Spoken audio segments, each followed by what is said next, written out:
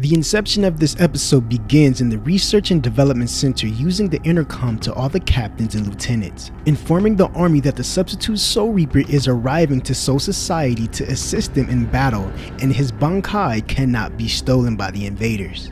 When the captains and lieutenants heard this information, they were tremendously excited because Ichigo was the one that defeated Lord Aizen. Akon stands up from his desk and states that Ichigo's spiritual pressure dispersed from the radar and is stuck in Garganta. But when he tried to give his co-workers orders, Jibanyo, the giant, broke through the walls of the research facility. Ichigo picks up his phone and hears everyone getting slaughtered by the powerful invaders. Kyuuge revealed why he was named Stern Rider J from the leader, and it's because the letter J stands for jail, to trap his opponents in prison. Kyuuge turns towards Chad and orders Hime to finish them off, but a red energy sword sliced him in half like a knife through butter. They never revealed who the person is, but if you have any idea who you think it is, place it in the comments below so we can discuss about it. Byakuya starts telling Renji to use his observation skills to understand the enemy's abilities so he can counter him in the future. Byakuya then asks himself a question on the prominent sensation he's currently feeling. Stern Rider F tells him that the sensation is not poison, it's fear. That's probably why the leader gave him the letter F. So once the victim is cut with his blue shards, the fear enters the bloodstream and slowly takes over the host. Byakuya tries to strike the Stern Rider, but he completely failed at his attempt. Stern Rider F struck Byakuya in the chest, causing his body to collapse. The Stern Rider explains that fear has no limits or boundaries as millions of flies crawls up Byakuya's body. Byakuya screamed in agony and snapped back to reality, preparing to destroy the enemy once and for all.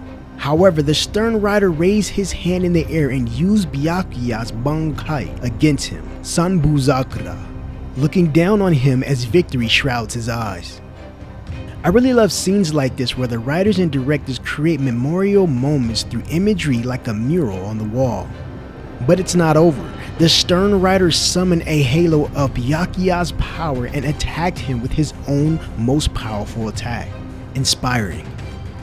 Renji tried to save the captain but was quickly taken care of by the masked man that resembles a Mexican wrestler. Kenpachi walks towards the leader of this tyrannical group and throws 3 bodies on the ground. Kenpachi goes on to explain how he took the Stern Riders down one by one. The first one he slit in 2 pieces. The second one he ripped out his throat because he was talking too much. Y'all remember that moment when Ishiki stomped on Sasuke's face for talking too much? That moment was dope. Check the video out if you haven't seen it on my channel. And the third guy transformed himself into Kenpachi's doppelganger, but lost the battle very quickly. Kenpachi is literally a straight monster. Now we see our next Stern Rider, which is Stern Rider O, the Overkill. He talks about how he eliminated a lieutenant the same exact way by throwing an arrow of pure energy. However, Yamamoto arrived to the battlefield to protect his member of his army. When Yamamoto arrived, the Stern Rider stated that he was looking for him just to use his subordinate's Bankai to destroy his existence.